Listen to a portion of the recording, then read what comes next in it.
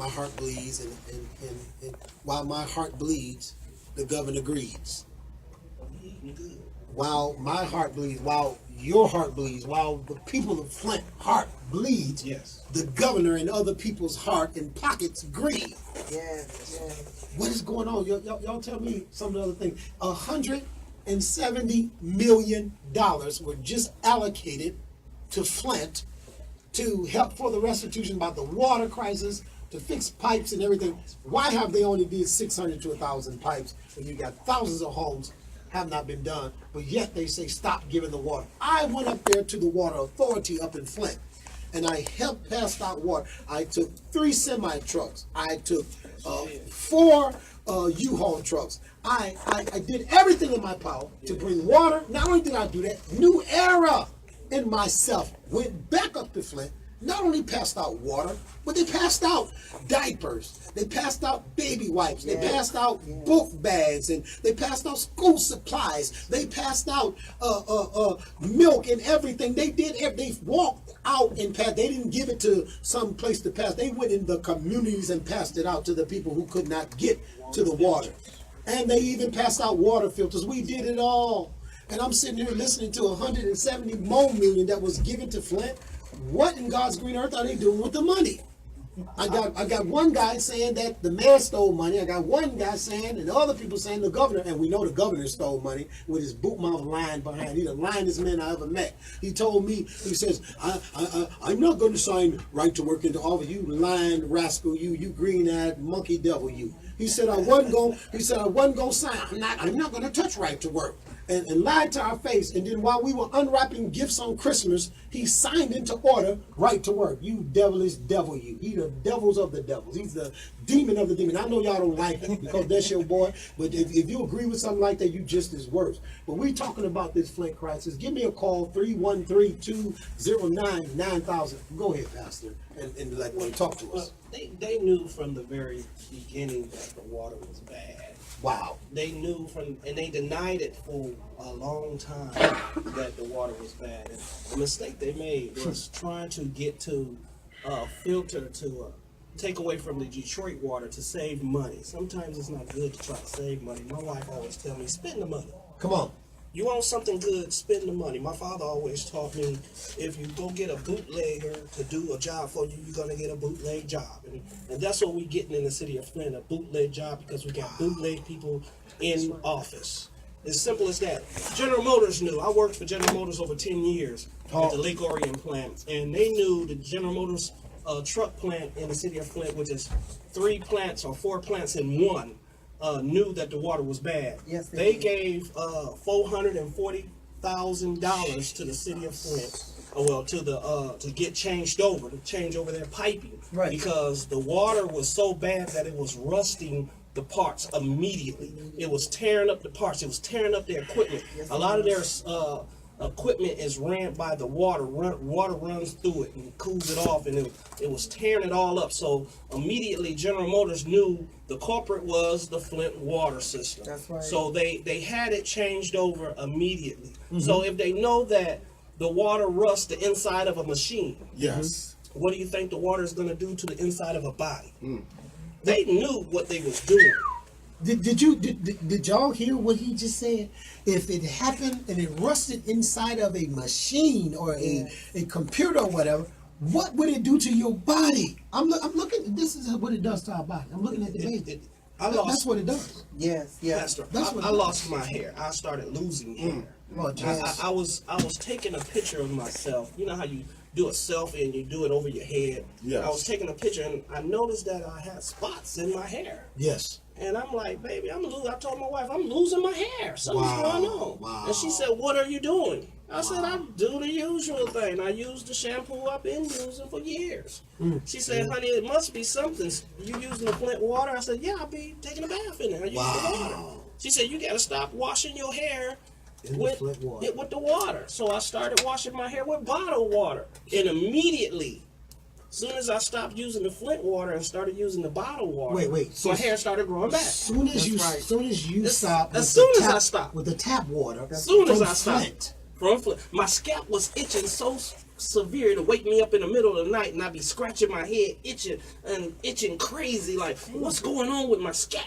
Jesus. And I never experienced. First, I thought I just had a bad case of dandruff. So I went and got some sulfurate and some Blue Magic and Head and Shoulders, and I got all these bottles and everything. And I started washing my hair, but I was still using the same water.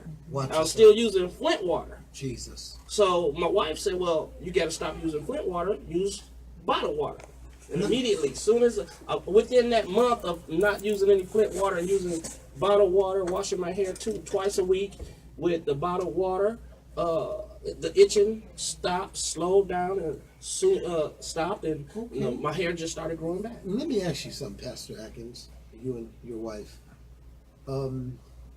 You saw one of my producers walk out crying. Yes. Tears in her eyes. Yes. You Yes, saw we that. did. This is so real that when I look at babies like this, I look at my family up there in Flint, I look at you guys, it troubles me, because how do you and your wife survive being a husband and wife and have all your kids, all your children? How many children do you have again? We have a total of 8 children. Now how do you And we survive? Well, go ahead. What? We have 4 at home. Okay, so you have 8 children, 4 at home. How do you survive? How do your family survive in Flint with the turn of events and this crisis that's going on here with this water and other things? And how do you survive as a pastor and the first lady with the church up there in Flint? How I mean, this is crazy. How? Well, Pastor, we survive with prayer, amen. First thing We survive with prayer, but most of all, we're very cautious every day about what we are doing. We're cautious with the children. We're cautious with the cooking. We can't cook with the water, so you have to cook with bottled water. You can't brush your teeth with it. You have to brush your teeth with the bottled water. So we're careful with the children. We're constantly reminding them, do not use the water. Do not drink the water. Do not rinse your mouth out with the water. We're constantly reminding them. But have you you know, I got to be honest with you. I will forget sometime. Oh yeah. Have you ever slipped up sometime? I mean, but you know, I think about what the scripture says when the man told Jesus, "Your man eat with dirty hands." You know, and he said it's not what goes into the mouth, into the body, but what comes out that defiles. it. Yes, So it doesn't matter, you know. And another scripture says, "Pray over your food." Any deadly thing, it won't That's hurt you. right, and it won't hurt you. You can eat in or touch anything, and it won't hurt you. So we have to do a lot of praying. Everything. My children I teach them constantly pray. Even if you slip up and rinse your toothbrush out with the sink water and then go to brushing your teeth, because we're in habit mode. A lot of it is habit mode, and we have to catch ourselves from habit mode into reinventing and reestablishing and renewing and redoing ourselves. I think that one of the answers you may be looking for, Pastor Rideout, is we as a people, as you already know, we're survivors.